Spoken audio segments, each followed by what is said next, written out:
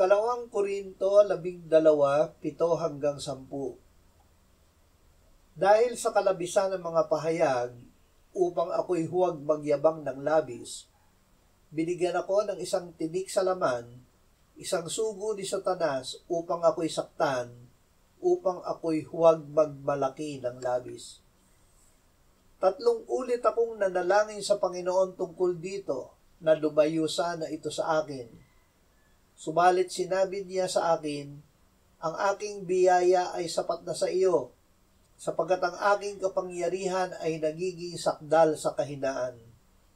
Ako'y lalong magmamalaki na may galak sa aking kahinaan, upang ang kapangyarihan ni Kristo ay manatili sa akin.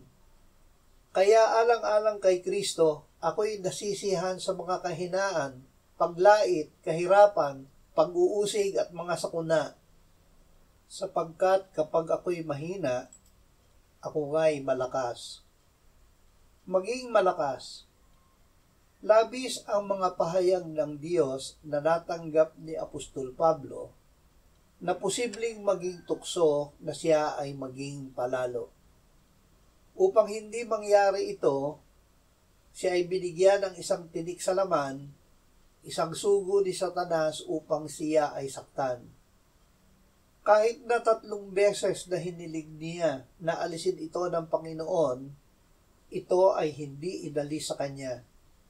Sinabi sa kanya ng Panginoon, ang aking biyaya ay sapat na sa iyo, sapagkat ang aking kapangyarihan ay nagiging sakdal sa kahinaan.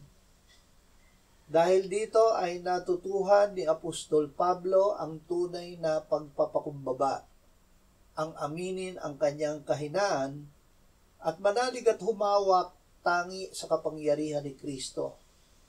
Natutuhan niya na dahil kay Kristo, kapag siya ay mahina, siya ay malakas.